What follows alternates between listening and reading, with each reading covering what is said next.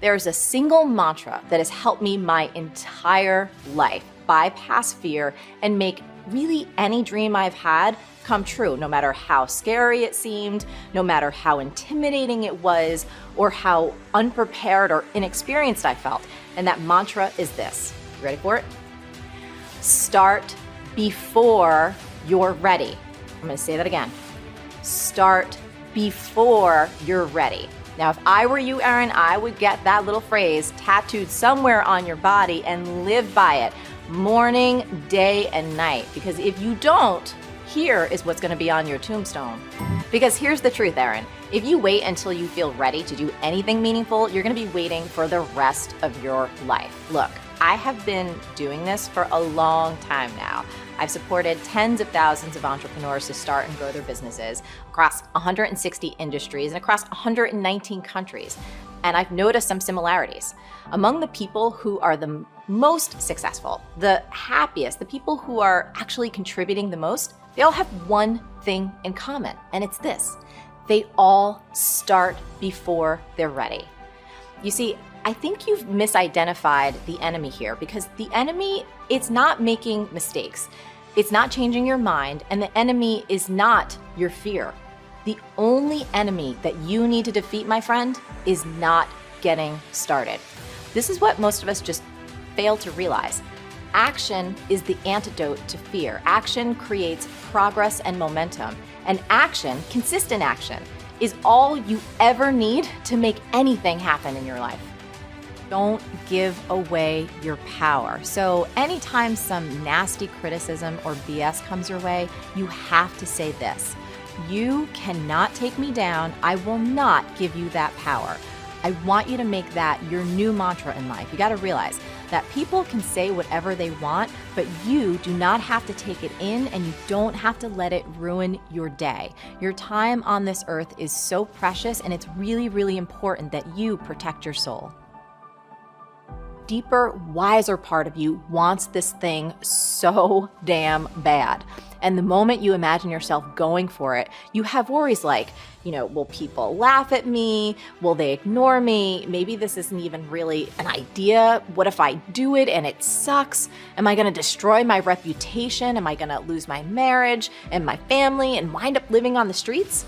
My friend Steven Pressfield talks about this kind of fear in The War of Art, and he says, remember our rule of thumb. The more scared we are of a work or calling, the more sure we can be that we have to do it. And he continues, the more fear we feel about a specific enterprise, the more certain we can be that that enterprise is important to us and the growth of our soul. Personally, I don't think that anyone should ever accept where they're at in life. Doesn't matter if you're just starting out or if you've already hit some really big goals. Because when you lose your hunger, you lose your edge. And it is as simple as that. Now here's the deal. If we humans don't have something meaningful and challenging to work on, we all tend to get lost pretty darn fast. And I'll tell you something else. We can go to some pretty dark places. At least I know that's true for me. So there is some nuance to this, and it's really important that you get it. So you can be 10,000% grateful for what you have right now. You can smell the roses, so to speak. And you can be super hungry and psyched about what's coming up next. Those two things are not mutually exclusive, and it's really important that you get that fact in your noggin. Be boldly not for everyone. So what does that mean? So sales prevention is this beautiful thing in business. And sales prevention is when you proactively tell people, do not buy my product, do not buy my program. You might be asking yourself, why? Here's why. Because not every product is right for everyone. And that's true no matter how great you think you or your product or your service is, because you cannot and will not please every person. So you really want to take that fact and use it to your advantage. You want to focus on attracting your ideal customers and really repelling the rest. So for instance, in B-School, here's what I tell people. Bottom line is this. When you are boldly not for everyone, you're going to attract way more of the people that you are right for. And that, my friend, is the formula for creating raving fans. That's the secret to making your business a real joy to run. And when that happens, you know what starts shooting out of your laptop? No, not money. Integrity rainbows. Now, a mistake I notice a lot of folks making, especially in the beginning, is they want instant results. They want these blockbuster hits like a bajillion followers on social media or millions of dollars in sales after only a few years or maybe even a few months worth of work. I gotta say, patience is one of the most underrated traits in modern business. Do not try and run before you can walk. You gotta take pride in starting small and scrappy, and we try and operate small and scrappy to this day. You've got to be consistent in what you do. You have to be relentless. And most important, this is the thing, you need to write this down. Work your tail off to make your product effing outstanding over the long term. You see, we're living in a time when we are allowing our brains to be trained to underperform. We've become addicted to checking our phones, right? To social media and all kinds of stuff. And in doing so, we are reducing our ability to stay focused and do the deep, important work that we're meant to do in this world.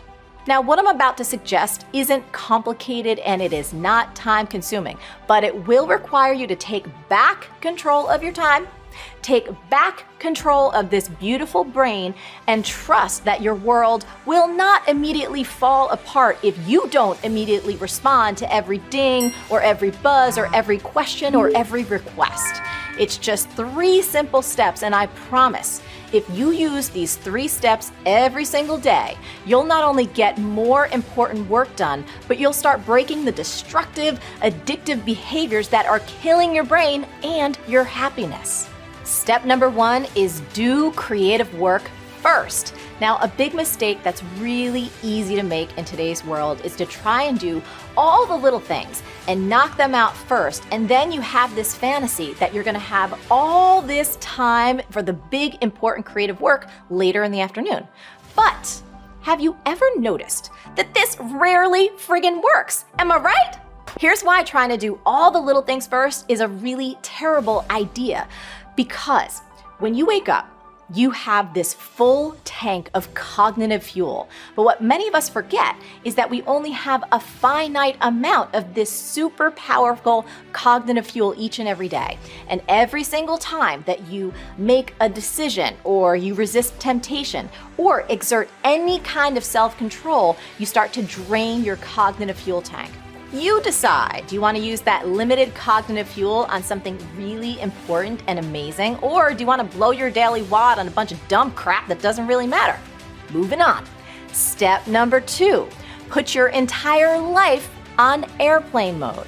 So don't try and ignore your phone or ignore the emails or ignore the Slack messages or whatever else that you have that dings and rings and pops up. That's like me telling Kuma to ignore this slice of salami. Ain't gonna happen. So rather than resist temptation, just eliminate it. And that means you have to put your entire life on airplane mode. Now, obviously, turn off all the notifications. So close all the tabs, close all the windows, turn off the apps, and especially for your phone, I suggest just turning the damn thing off. However, you also gotta shut off some people too, and that means that you might have to tell your kids and your spouse and your coworkers that for the next 2 hours or 1 hour or 3 hours that you don't exist. Kind of like this.